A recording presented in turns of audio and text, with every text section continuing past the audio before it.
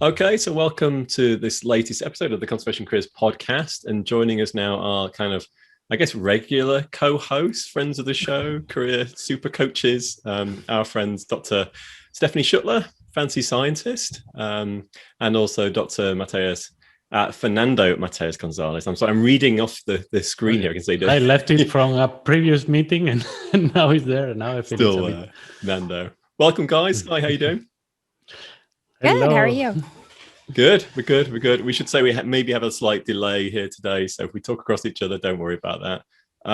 But yeah, we've had we a bit don't of a do break it on actually purpose. since I the last promise. one. We are very polite. We're very polite, exactly. Yeah. So it's been a little bit of a break. So what we normally do, I guess, on this show is just have a bit of an update about what's been going on. It's probably been 3, 4, 5 weeks since we chatted, so there's a few things been going on, I know. Then we have a topic for the day, which I won't reveal now, but we'll talk about that afterwards, and probably spend most of the podcast kind of talking around that. And then we tend to wrap up with a kind of careers tip as well from the three of us. So where should we start? Let's start with what's been going on. Who would like to kind of give us a bit of an insight in the last few weeks or so? Go ahead, Nando. I need to think about what I was doing. For me, it's easy. I've been on holidays for the first time in a year and a half, and I really, really enjoyed it. And yeah, it's really fantastic. I flew back to Spain and then spent some time with my friends and then with my family in southwest Spain, so very hot. And then I traveled back with my parents in a motorhome all the way from Spain to here to Czech Republic. So it was a whole adventure. It was fantastic. And I came back with a truckload of jamón and wine and all the delicacies I was missing from my home country. So yeah, I cannot complain. It's been a few nice weeks. Nice. And did you have like a proper break from work then? Did you manage to kind of put all that stuff down and defrag a bit? Yeah, I was working at the airport before leaving from the plane, and then on the plane, and then I just cut once I landed, and then I haven't touched. I did 1 or 2 things that were emergencies, but the rest has been leisure. It's been fantastic. That's nice. So you're fully recharged then, back in the saddle? Yes, full on. Nice. How about you, Stephanie? So, I mean, I guess I've been doing mostly more of the same, like following up with those research calls that I've been doing. And this week I recorded a podcast summarizing some of the answers. I guess what's new and exciting is I filmed a segment for the Discovery Channel's show Expedition X. So that was fun. I went to Branson, Missouri to investigate sightings of initially the Ozark howler, which even though I lived in Missouri, I'd never heard of the Ozark howler before, but I guess it's a, Bigfoot-esque animal. Supposedly looks kind of like a black bear with horns. So I'm sure it's just a black bear that people are seeing. And also Black Panther sightings, what people say that they're seeing. And so I go through just how incredibly unlikely it's a Black Panther. And if it is a Black Panther, it's probably an escapee. But yeah, well, you'll have to watch it to see how a scientist figure out like what's really out there. And then I don't know, I guess I'm becoming some sort of like cryptid specialist because the History Channel reached out to me too. And they had me like investigate video footage of some weird looking animals. And I mean, it's because of my experience with camera traps. I'm so used to looking at animals with I've definitely looked at hundreds of thousands of images. But yeah, people think they're seeing weird stuff. So That's I'm so out much there fun. to say what it really is. What have been some of the kind of more unusual things you've been asked to look at, and what do they turn out to be? Well, I mean, we don't always know for sure. Like some of the photos are really blurry and really difficult, but for the Black Panther sightings. So first of all, I got contacted because I have this YouTube video about it, and most people don't give me pictures. Like I'm like, where are the pictures? And like they never have their phones, and a lot of these are recent too. So it's like everyone has their phone. And they always have these like big stories of it, like climbing across their car, like feeding at a deer carcass. So it's like, it would, be there enough for you to take a picture. But when I do get pictures, usually it's house cats. Big house cats, bobcats. Like I saw one recently on this forum that was definitely a bobcat, and people just argue in with costumes. you. Yeah, or just like this one guy showed me a picture. What he said was like a Bigfoot like animal, and it did look weird, but it wasn't an animal. It was like foliage, but I could definitely see like how he made a face out of it, and that the particular sequence was really windy too, so it's really likely that it's just branches making this weird shape. That's really interesting. We had must have been, I don't know, maybe 10 years ago or more ago, I remember there's a guy called Chris Packham here in the UK. He's like a wildlife presenter, and he did a series in a similar vein where, as a scientist, he kind of like investigated sightings of strange and unusual creatures and sort of debunked some, but also said, well, there's some credibility around others. And I remember like one was like the Loch Ness monster. I don't know if that sort of traveled, but in Scotland there's Loch Ness, a great big deep really deep Scottish lake essentially, and within it there's meant to be this monster, which is kind of like a plesiosaur, I guess, like a dinosaur with a really long neck when you see the pictures of them. And he sort of went into what it might be and what the pictures were, and some of them have been proven to be fakes actually, in hindsight, and others are maybe something else, whatever. He didn't think there's much credibility around that, but there's still lots of believers out there, big tourism around it.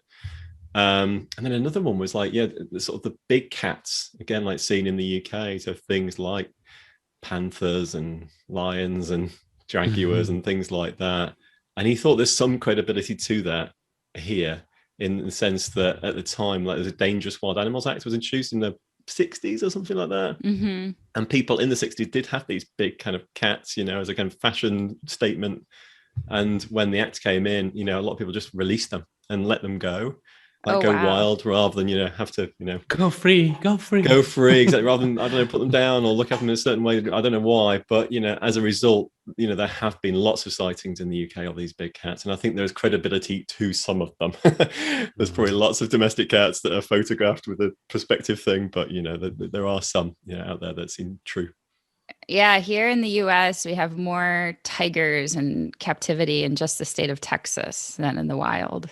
Wow. So US has some pretty lax laws, and also in Missouri, actually, they are getting mountain lions too. So people can see mountain lions, but they're not black. There's no cases of black or melanistic mountain lions. So I don't know, maybe the darkness of night or something. Yeah, it's interesting. But I think it's probably bears or cats or bobcats. That's probably the most likely. Usually. Still, it's fun. It's fun. You sort of, getting sort of TV work. See how that's developing and where it's coming from, and that's really interesting. Well, I guess what's been going on at my side, just more of the same really for me. I've not been anywhere. I actually had one trip last week, the first work trip in literally a year, where I went up to visit a wildlife trust. It's basically the Leicestershire and Rutland Wildlife Trust, which are about 45 minutes away from where I am. Big nature reserve, Rutland Nature Reserve, where they've been releasing and reintroducing things like ospreys for, I think, the last sort of 20, 30 years. And they've done really well, this big introduction program of a bird of prey. And it's just a fantastic nature reserve. They've got a great visitor center. They've got a volunteer training center as well, where they kind of, put people through a training program each year, and they go off into great jobs being rangers and wardens and managers of nature reserves. So I went and met with their staff, their head of conservation, and a bunch of other people for the day. And we were just exploring how we can help support them and support their staff in terms of capacity development or training, professional development, I guess, of the staff. And that was just a nice day, meeting people in a lovely place and exploring what we can kind of do together to help their staff to be even better and more impactful and happy in their roles, as kind of like a pilot program, and something which could potentially, be rolled more out across the Wildlife Trust Partnership. I think there's something, every county in the UK has a wildlife trust, and there's about 46 counties, I think. So there's 46 wildlife trusts, of which this is probably the smallest one, actually. And And it's just interesting to kind of start talking to networks like that and understand what their problems are and what we can do. And as conservation careers, we've spent we're 7 years old now, but we've been spending a lot of our time helping people to kind of secure their first job to gain entry to the sector. And it's fun the last year or two to start exploring alongside, like, what can we do to help professionals who are already working in the sector just to be as good as they can be and provide that sort of access. And it was kind of fun to kind of get out and talk to people. Yeah, I love how this is a work trip. I guess half the audience or more are now saying or thinking how lucky you are to have created this job where you can go and meet a wildlife trust and spend the day brainstorming how to help them. That was fun. And it doesn't happen very often. It really doesn't. Most of what we do is either sat behind the desk or maybe running the odd workshop, but meeting people's fun. But then, listening back, you guys going filming. Nando, you've been doing lots of field work recently too. It's kind of, there's lots of work within the sector, and it's kind of nice to reconnect with that and not be too much sat behind a desk and the podcast mic and everything else that kind of goes on for us. It's always the mix. We need to do a bit of everything to be happy. Yeah. And it's quite easy, I think, as you go through your career to kind of disconnect from what we got into it for, which is being out and helping and seeing and experiencing, and the fresh air elements too. Yeah, absolutely. It's like that. Yeah. I think that same thing we can apply to the topic of today, right? It's how you can use. Well, we were chatting after the last episode about the potential topic for this next episode, and we agreed that it will be fun to talk about academia because we all have this background, and now we are doing many other things but still have a foot or somewhere in this sector, so we could have fun things to share and interesting things to share, and that's why, well, for the people listening, I don't this t-shirt is a t-shirt that says research tool. So well, it's something, one of my old t-shirts that I had in Spain and I discovered in this trip. So I brought lots of old t-shirts from 10 years ago, and this one I bought during my PhD, or I don't know if it was a present, but this certainly very descriptive of the work I was doing back then, working felt like very, a very hard. tool. Yes, I was, especially at the beginning, you are kind of remote control to find data, and then they teach you how to use it and how to interpret it. So I thought it was fun to wear it. I like it. I love it. And in terms of like the topic, like academia, are we talking specifically about working within like a university institutional environment, or are we talking actually about people who do research? Because they're sort of related, but they're slightly different, because there's people outside of universities doing research in NGOs, and, well, just like you, Nando, Alka, which bits are we talking about? I think we have plenty for several episodes, but I don't know, we could choose to talk about how to start working in research in general, like through any path. But of course, academia is like the main door, the main gate to this kind of work. But I don't know, what do you think? How do we structure this? I mean, I think of academia as being research in a university setting, just because like you said, like nonprofits and the government can do research, but their main focus is not necessarily publishing papers. And to me, like that's like academia's main thing. So I just think in terms of like our answers, they will vary so much if we extend it to these different job categories, because they have just different priorities than academics have. So I guess when I think of academia, I think of graduate students and professors. Mm-hmm. Yep. Or, I mean, there are, here in the US, we do have like extension biologists too, that are half with like the government and academia, but most people in academia are professors, graduate students, and there are like lecturers positions too that are just teaching. Oh yeah, postdocs too. Postdocs, yeah. Yes. Yeah, it's one of the few areas of the conservation sector that almost has a defined career path, like a conveyor belt you can kind of work through and stay within, and it's quite sticky. I think it's quite hard to leave that environment. Typically, I guess in the UK and probably elsewhere, you know, you go to university, you do like a degree, a bachelor's, an undergrad type thing, and then you would move on if you were staying within it towards a PhD, and there might be a master's in the middle, but you don't necessarily have to do a master's, but that's the progress. And then from your PhD, then it's a postdoc, which can, or several postdocs, kind of short-term research postings, you know, usually following your thread. And then ultimately you're working towards like a professorship, a sort of tenure type position, you know, where you're just part of a faculty or, you know, a college or whatever it might be, a department where you sort of become, you know, part of the institution and part of the research and training. And I think probably higher up you go, it does seem to divide nowadays, where you're kind of doing research and perhaps doing some teaching as well alongside that. But there are some people who are just educators, just doing the teaching elements and don't have much of a kind of research focus. There's sort of two aspects, sometimes balanced or sometimes specialized. Yeah, I guess in terms of the discussion, usually with a huge load of administration too. Yeah, with exactly a lot of red tape sat on top of that. That's right. Yeah, here in the US, the universities are, we call them Research 1 or Research 2 schools for the most part. So Research 1, the emphasis is on research, and you definitely do have to teach, but in terms of getting tenure, the evaluations are really based on like how many papers you produce, what journals those are in, and how many grant money you bring in. And I talked to professors who actually brought in a lot of grant money, but they didn't bring in like one single big grant, like those like, you know, $1 million grants, which is really hard for our field because there's just not that much money as in like the health fields or the medical fields. And then we have Research 2, which you still have to do research, but there's not as much emphasis on publications and grants, and there's much more emphasis on teaching as well.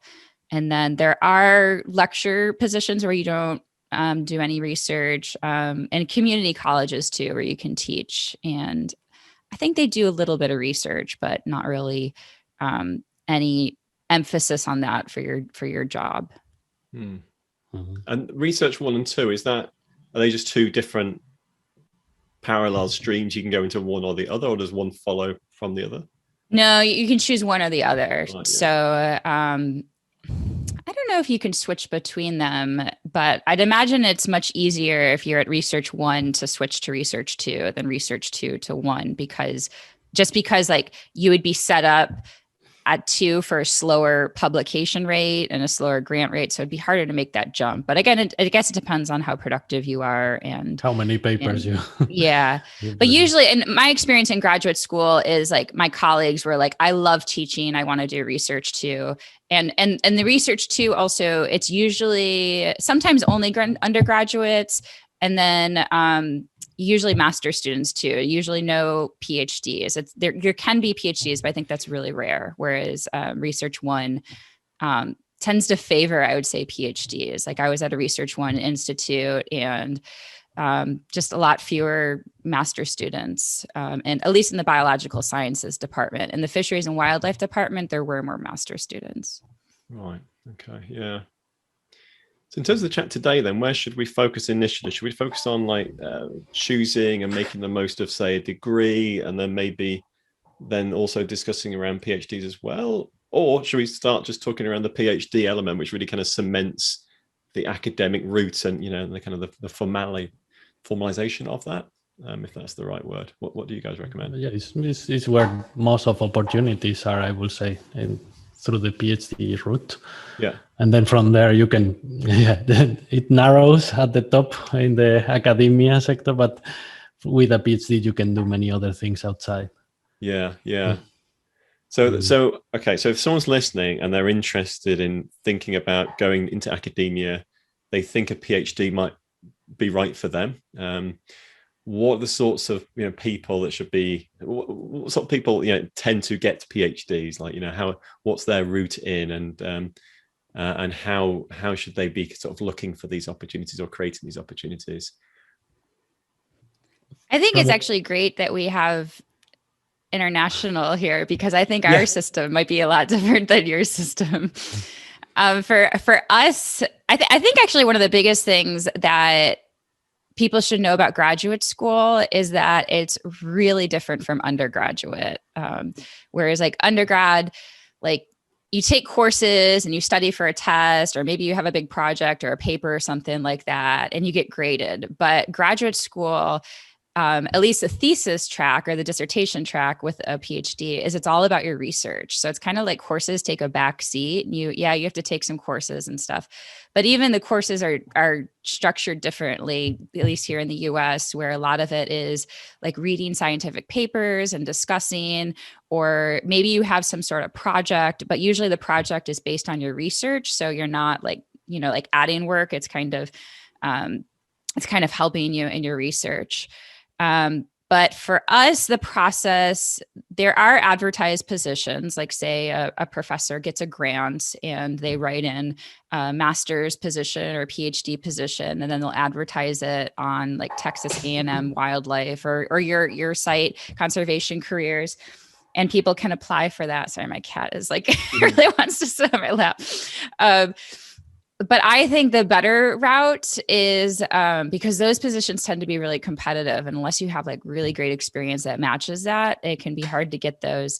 I think a better route is to develop a relationship with a professor, and just start like emailing people whose research you're interested in, and ask them if they're taking students soon, and talk a little bit about your interests and why it matches their research, and attach your CV.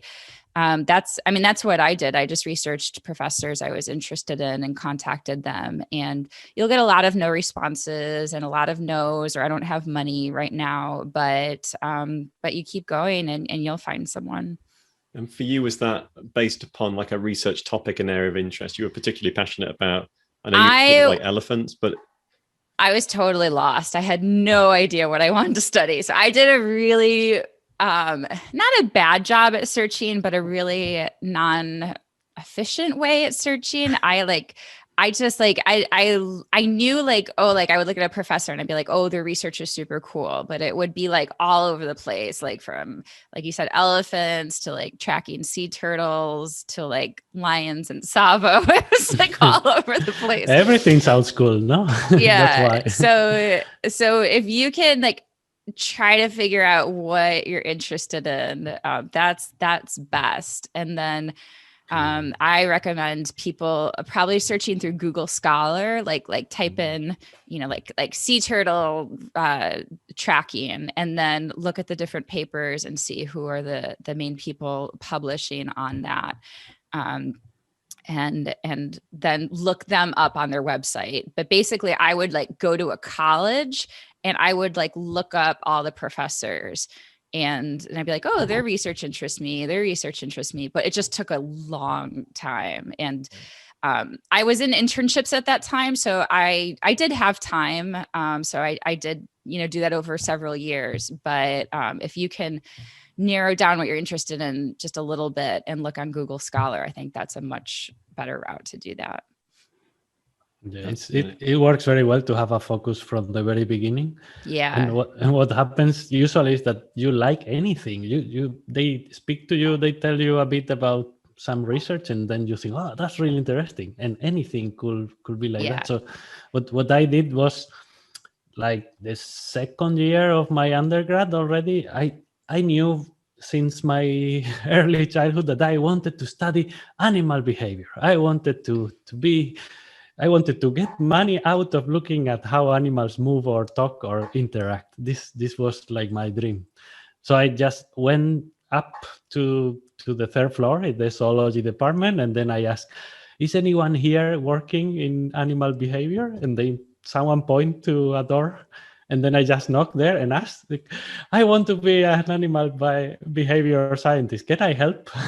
And then they gave me my first job like that. You go and put water in the for the birds and give them water and food in the aviary. And then through that, I mean, I could have done anything, but through that, I started working with birds, and birds were my first topic. Like, I started doing little things there and working in the weekends, or, well, I eventually stopped going to the university to the actual classes and just did research. And that was what opened the doors later to future positions. But I think in general, like story. in any conservation path, in any career, the best is just to choose one topic that you like, and or do some internal research on yourself and say, okay, what I like the best, and then just choose and go for that one. And then you can focus on reading all those papers you find in Google Scholar and really get the gist out of how research is done and how the different groups are working on different problems. And then with that, you will give a much better impression when you are trying to apply for even a master's position or a small project, which is that the connection. So once you get in contact with a professor and then you say, I'm interested in what you wrote in this paper, and I was wondering if I could help with the fieldwork you do on this island every year, because I have read about it here and there. That's much more efficient than just writing, hi, can I help? Yeah. I think also people should think about what they ultimately want to do in their lives too, because one thing I did was follow my passion. Like when I finally chose an advisor, she specialized in non-invasive genetics. So I actually had like a huge variety of things I could study. Like she didn't really say like, oh, you have to study forest elephants. And I decided on them because I saw a gap in research, and if I was formerly in love with savanna elephants, I was like, this is so cool. Nobody studies them. But it also is important to think about where that will take you, because things are just much more competitive now. And once I was on the job market, people saw me as an elephant biologist or a geneticist. And just like, I loved my fieldwork in Africa and stuff, but if I had taken the time to explore the jobs before I chose my research, most of the jobs in elephants are, not surprisingly, where elephants live, in Africa and Asia. And, at the time I was married, so it would have been a big trip for all of us to move. And I had animals too, so for all of us to move over there.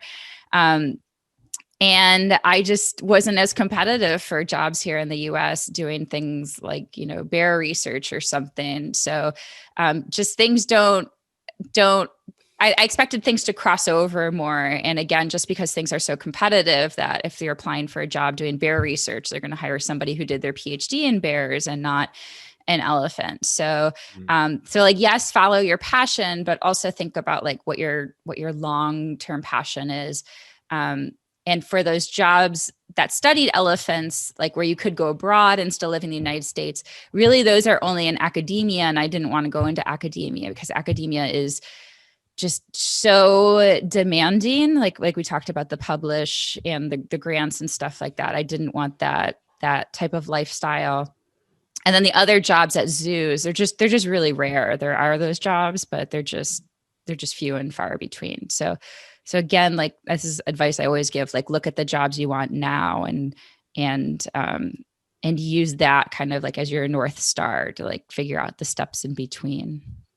What about you, Nick? How did you get into academia? Yeah, sort of similar to what you guys are talking about. So I did a biology degree in undergrad, and it was a really broad degree that allowed me to specialize. Year one was a bit of everything. Year two, you could actually start to pick subjects that were most of interest to you. And I kind of really fell into kind of ecology and everything kind of environmental. It was just that's the bit that it was just so natural to me. I just enjoyed it and I sort of thrived and soaked it up. Whereas other aspects like genetics, I just kind of struggled through with. It just wasn't my cup of tea. So in the end, I kind of fell out with kind of the ecology degree. And during that process and alongside my studies, I did a lot of volunteering on local nature reserves. I kind of ran a conservation volunteer group. My best friend was the guy who managed several national nature reserves, and I sort of lived with him. And through that, I was always out on the reserves more than I was probably in the lecture theatres. And part of that experience allowed me to spend a lot of time in a landscape that was really good, particularly for barn owls. Like in the UK, they were really becoming quite rare at the time. They're more common now. But the area that we were working in, Lower Derwent, just had more barn owls, a high density than anywhere else. Certainly in the UK, possibly in Europe as well. We had loads of birds. And I started to understand, well, where the nest sites were. I knew all the landowners. And we had this great kind of study population. So it kind of just lent itself really nicely to kind of some detailed research, like why is this population doing so well? Why is it thriving? And what can we learn from this population that we can apply elsewhere? So towards the end of my 4-year undergrad, I did a year's work placement. I had this knowledge, and I kind of knew one or two people who were also interested as potential supervisors, who helped me to kind of find funding and kind of, supported me into a PhD position, really. So I was really lucky. My supervisor was a geneticist. He's an ecologist, but really is a geneticist. So not really a behavioral ecologist or a conservation ecologist, or whatever you want to kind of call the work that I was doing. But he just liked, I guess, me and the subject matter and wanted to support. And he's that sort of guy that did that to a few other people as well. So I was sort of embedded within a genetics research group. And just really enjoyed it. I think for me, like a PhD was like 4 years of doing something I really felt passionate about. I really loved, still do. And it was a good training, good qualification, good fun. It's like the first paid job, really, that gives you a qualification at the same time. And at the end of it, I also realized I didn't want to stay in academia. It wasn't for me. I could see other people alongside me that were just really well suited to it. It was so natural to them. Particularly the sort of the writing, the analysis, the research, everything that kind of forms part of that. It becomes increasingly competitive, I think, once you stay within the sector. And I could sort of project forwards 5 or 10 years and thinking there's a point at which this is no longer fun for me personally. I want to be doing something else, and it's more kind of applied conservation on the ground. So I sort of jumped ship and decided to do other stuff. But so that's why it wasn't for you, because you just wanted to do more applied stuff. I think I want to do more applied, but also, I think I didn't want to just keep doing the kind of research for research's sake. It felt there was part of it within that, within the environment, that we're just answering interesting questions, but they weren't as applied as they could be. I think there's an assumption within academia that we're going to answer some useful questions, and then the practitioners will use this information in the field, and it wasn't as connected as it could be. And I wanted to be more on the practitioner end as well, but realizing that there were just people out there who was just, to put it bluntly, just better at me at academia, more gifted and going to just thrive in their careers more. And I felt there's space elsewhere for what I was doing. I love how you have given an example of what Stephanie just explained, this idea of focusing a bit on the future, like projecting yourself 5 years in advance and see if you still will like that and you see better. And then you did that in your own career and decided to veer away from academia. Yeah, maybe. I think looking up at the professors who, like 10, 20 years ahead of me, right, I felt they were quite hard-nosed, I guess would be the word. You need a thick skin in academia to have got to where they are and to be as good as they are, and to be churning out the papers and to be as collaborative as they were and everything else. And I just knew that that's just not the sort of environment within which was going to suit me personally. I agree. And I felt the same way, that I thought, and I like this is good advice for people who want to get their PhDs or want to go into academia. You have to really, really love science, which is all about the process of there's questions about the natural world, and you have an innate drive to answer those questions, because academia, you can do applied research, but it doesn't favor applied research as much. And like you're talking about, like you can do the research and then it's kind of just like in the journals and the managers can apply it. But really it takes that effort to like work with people on the ground to get that happening. So you have to really love this process of asking questions and collecting data and finding the answer to those questions. And yeah, I felt the same way, that it was like very theoretical. Even in my postdoc, I thought the research was like super cool that I was doing. But again, like I wanted to have more of an impact, and I wanted to directly help conservation. And I just saw that really so many of these issues were just really about people and their behaviors and attitudes. So that's why I kind of pivoted more to doing more education and science communication. I did a couple of postdocs, and I had a lot of fun doing the stuff in the field and writing and doing all the stages of science and research. But I also met a lot of professors, and what I was seeing was a trend on just paperwork. They were preparing the ground for postdocs and PhD students to do the fun work, at least for me. And so they are like the CEOs of a small company, and then they try to attain the funding and then allocate resources and direct the research, which is fun, especially for some people or for the ones that are suited for that.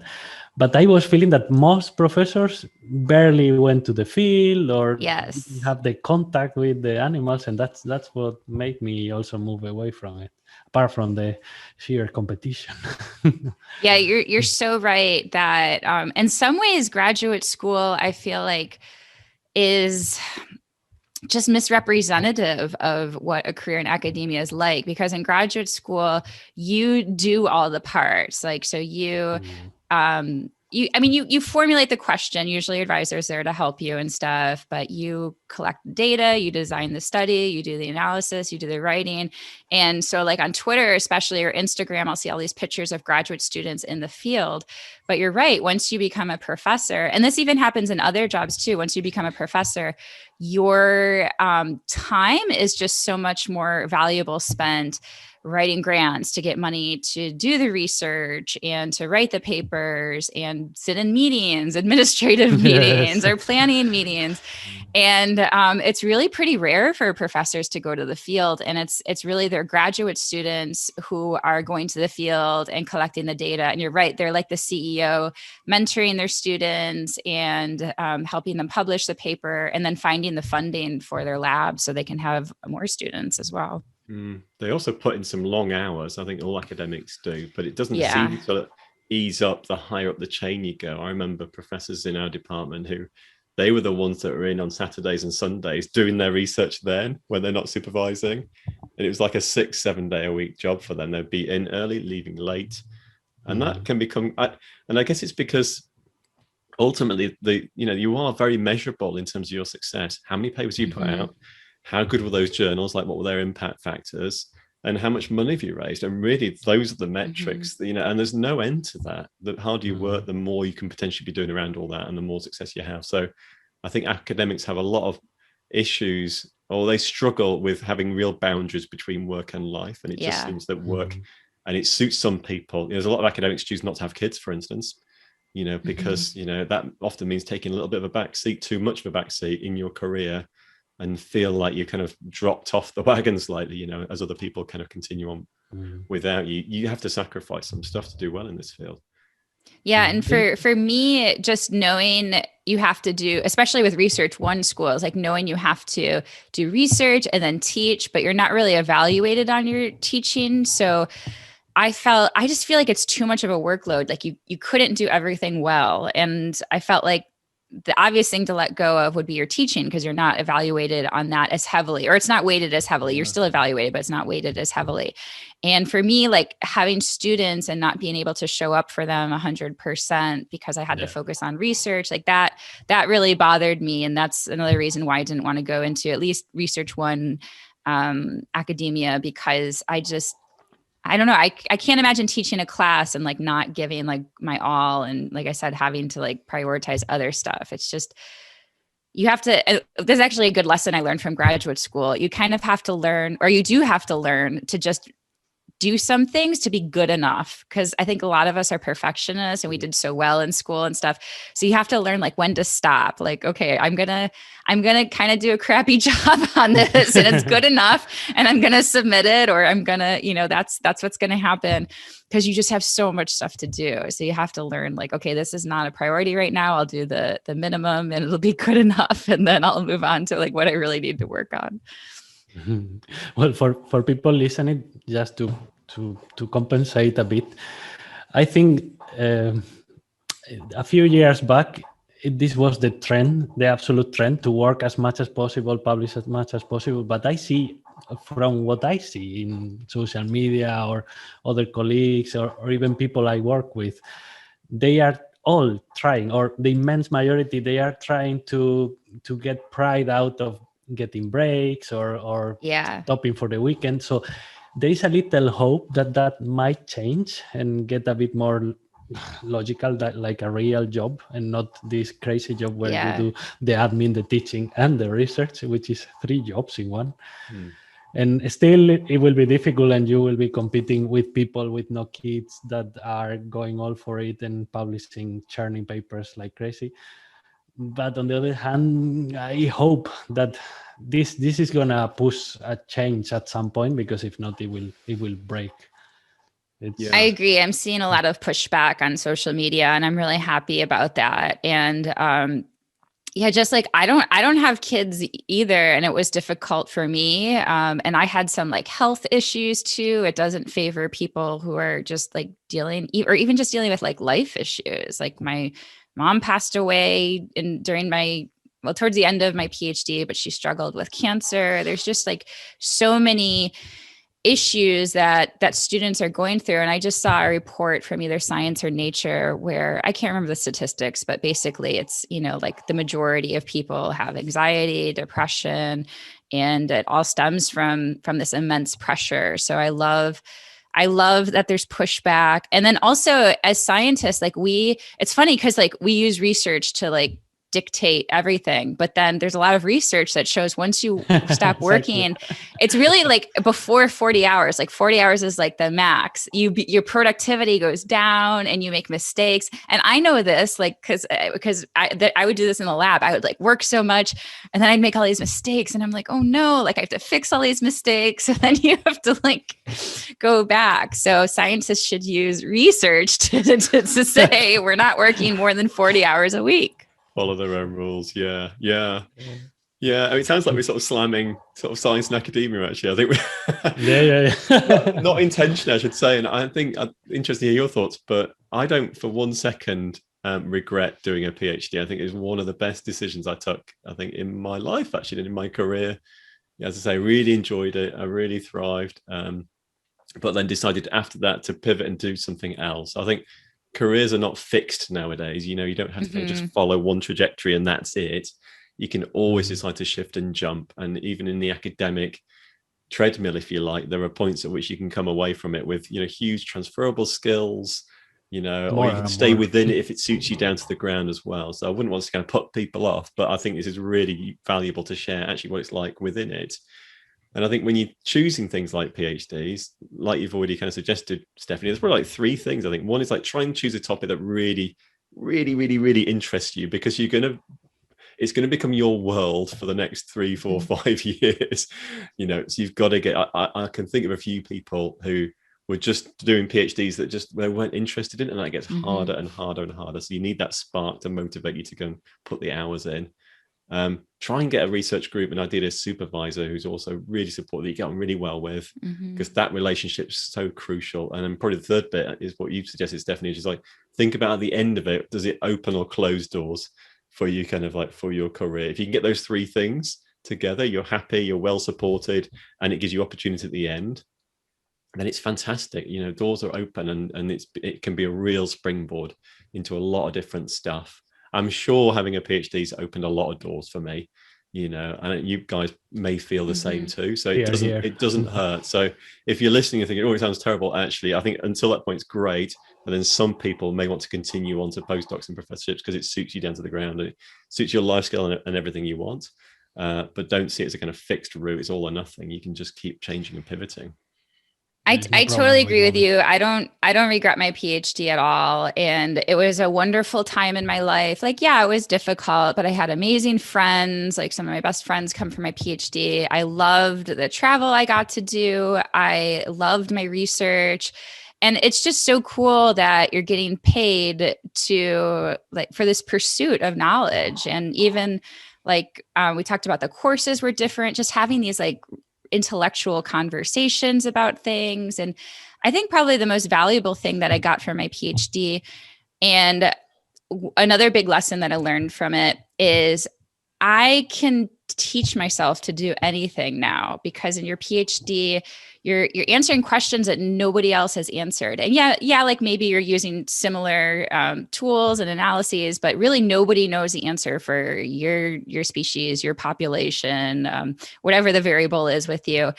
And there's lots of things your advisor doesn't know too, especially when it comes to statistics and analysis, and that's changing all the time. So you might need to learn how to use a new program or a new method, and there's no one, or lots of times there's no one there to teach you. So like you have to figure it out on your own. And it just gave me so much confidence afterwards. Like, okay, if I have a job where I don't know how to do something, I know how to go about figuring out how to do it, like how to ask other experts for help, how to reach out for people, or how to start with this like brand new program and teach myself how to use it. It's really empowering in that way.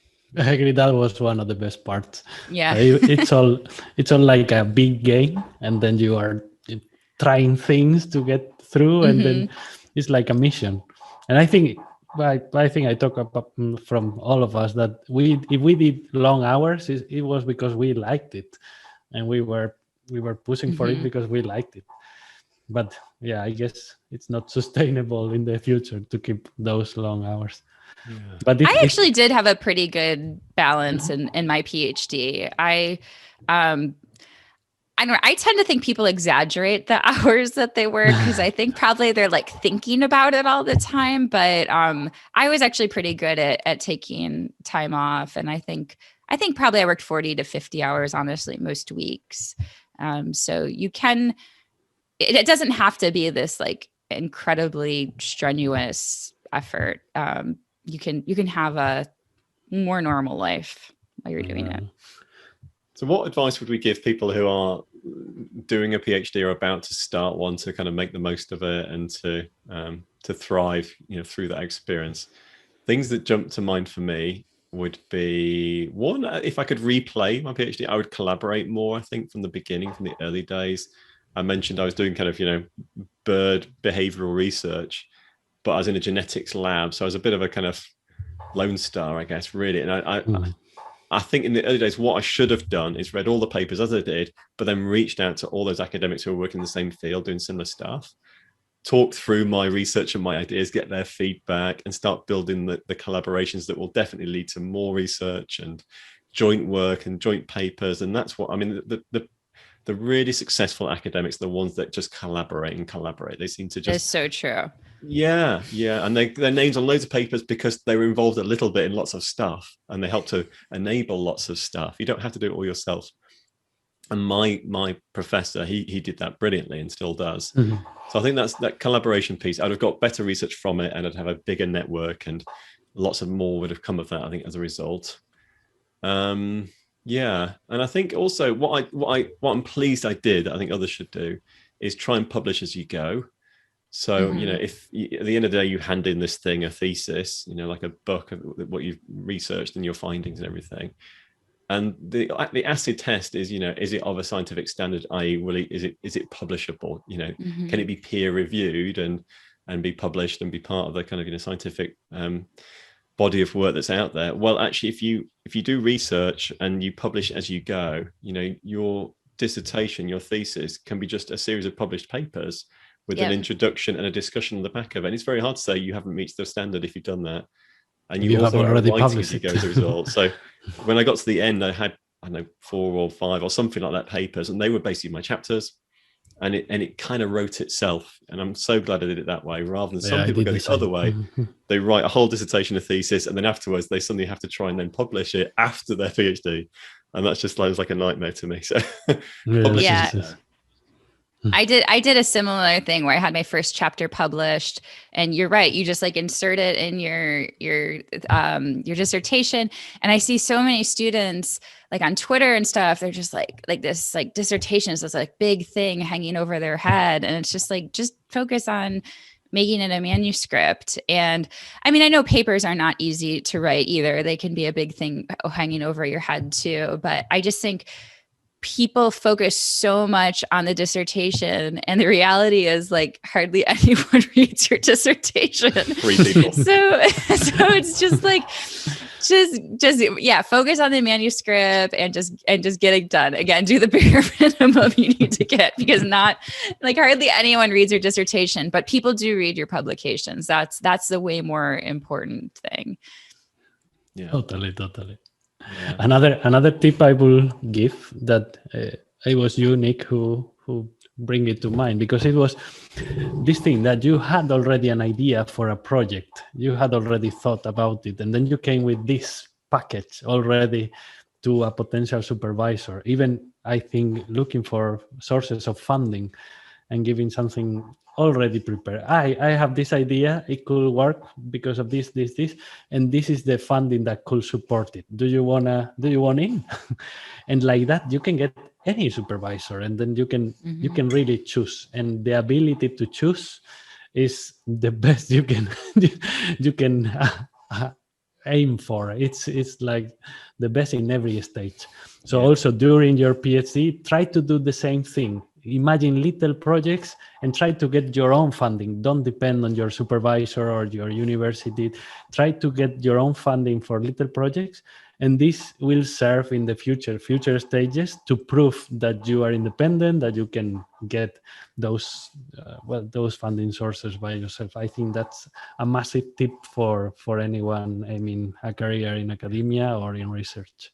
And anyone that even people say no, are likely to give you feedback as to why they're saying no. It's going to help you to refine that idea. It's like you're getting natural feedback on your research projects, and they might suggest another better person to go to. It sounds that's the ultimate, isn't it? Is you have an idea you're passionate about, and that you find that person who's going to help you do it. It's almost guaranteed that if that person doesn't direct you, then doesn't go with you with the funding, he will then, or they will introduce you to another potential supervisor, and that introduction already links and bonds already with the new potential person. So even if that person cannot do it at the time, you have already a new link, and then you can collaborate with these people in the future. I mean, it's super powerful. It's the best.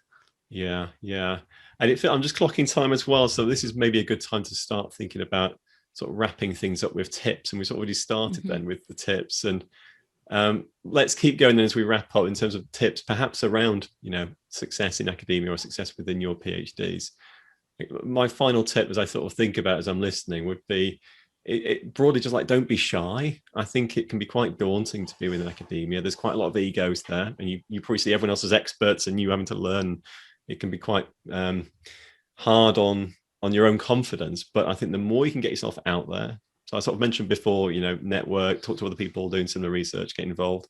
But if you can get yourself, out there in terms of giving talks and presentations and posters or writing blogs or promote yourself, because that promotion will really stand you in good stead. You need to make a little bit of a name for yourself, I think, to be quite well, not in an egotistical way, but don't be shy. It's the people who put themselves forwards tend to do quite well in this sort of vein. So find ways that you feel comfortable with, stretch yourself a little bit if you can, and get yourself out there. Don't wait till the very end to give a conference talk, for instance. It takes time to kind of build and kind of get your name out there. So don't be shy, be confident, talk about your research, share what you're doing, because that will really help you. As soon as possible. Yeah, sooner the better. Exactly. Yeah. I mean, gosh, I hated giving talks at university, right through, honestly. But, I'm glad I sort of did, because it does build your confidence, and you do get used to it over time. So, if you're scared of public speaking, that's very normal. I used to take beta blockers back in the day to kind of control nerves. You do get used to it. Well, yeah, it's true though, right? It's a real pressure situation. So, So I understand you might be shy and lacking confidence, but go for it, and you will and find ways of doing that in a kind of safe space before you kind of do it more generally. What about you guys? What would be your sort of final tip to share to people today? I think my final tip is to learn R. It's a really practical one. So much of research nowadays is really involves statistics. So R is a program that most scientists use for doing their statistics. And there's a program called Swirl within R that teaches you how to do it. But I've even noticed just like such a change when I went to graduate school. When I started, everyone was using SAS, and then like people just slowly started using R, and now R is like just so frequent, and just so much of research today depends on technology. So you're just like handling just a lot more data, and which requires more statistical power. So the more you can get used to R and coding and statistics, you don't need to take courses. Like I mentioned before, you can teach yourself. So there's 2 statistics books that I recommend. The R book, which will not only teach you how to use R, but it also is like a good overview and introduction of different statistical practices. And then there's one called Statistics for Terrified Biologists. I think that's the name. Yeah, that's a really, really good intro book, like, because it'll take you like very much step by step. Because I remember every statistics class I took, they would start off with like flipping coins, and I'm like, okay, I get this. And then all of a sudden you're into these like complex models, and you're like, wait, where did like how did this happen? Yeah, and that book is like, it's really for people who just like want to take it really slow, step by step. So getting comfortable with statistics and R is my tip. Perfect. And on top of that, I will add that now we are seeing lots of this. We talk about this in another episode. This crypto new world and Bitcoin and all of this. This has particular part of this called the smart contracts. If you go a bit into this in Google a bit, and you can somehow start learning this now and connect it somehow with research. I cannot tell you how, but this is going to be the new internet. It's like it's going to be a new breakthrough. And if you start now, you are likely to get ahead of everyone by a long shot, because we are at the very beginning of something very, very big that is going to change a lot of things in the world. And then if I can add a more specific tip, not so abstract, would be I'm going to do a very, very little one. When you find a paper that you think you will like, but there is a paywall, and then usually you will go to Sci-Hub or something like that, which is fantastic for most of papers. I try to find it some way, but I think the best way and the most efficient for you for a paper that you really like is to contact the author and ask directly, can I have a copy of a PDF of the paper? And just this little email is giving you that first connection to then build something else. But I read the paper, I liked it a lot, and I have these questions. And do you think? And from this, you can start that connection we talk about. And it's a tiny tip, but I think it's very useful. That's great. And you can always try and sell them some Bitcoin at the same time, right? You should buy it. Yeah. Oh, great. Well, that's fantastic advice. Yeah, as always. Thank you, guys. And I enjoy these conversations so much. It's nice to kind of go deep on a subject and to hear your thoughts and experiences too. Yeah. So thanks as always. I mean, if people want to find out more about you guys, where should we send them, Nando? Where should we send people who want to find out more about your work? Pick me in Twitter at Bioblogo, and we can chat there. Get in the Twitter sphere, great. And Stephanie? You can just head over to fancyscientist.com, and that has links to everything. I'm on most all the social medias. I have to go back a little bit on some of them to cut back too many social media, but that's the best way to find me. Right. Are you on TikTok yet? I have been on TikTok, but I had to stop. It's so much work. Oh my gosh. Like I'm focusing now on Instagram and YouTube and my podcast. So see, that's already too many. There you go. So you're really focused. and my blog and everything else. Yeah. Great. Okay. Well, thanks again as always. Stay safe, stay well. I'm sure we'll be chatting again before too long. But thanks everyone for listening, and we'll see you on the next episode.